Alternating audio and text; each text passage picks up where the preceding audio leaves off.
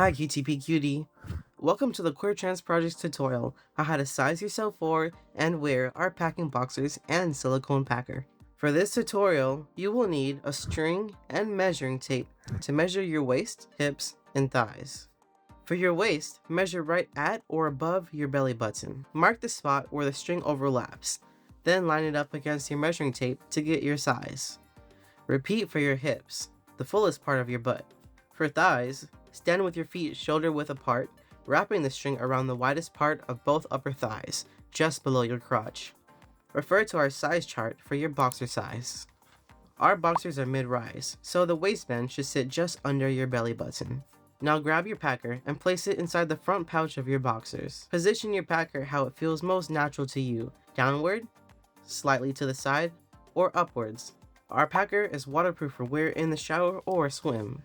When washing, use gentle soap and water. Be patient with yourself. Have tips or questions? Comment down below. Explore our other videos on how to wear a binder, use gender grip tape, and more. See you soon, cutie.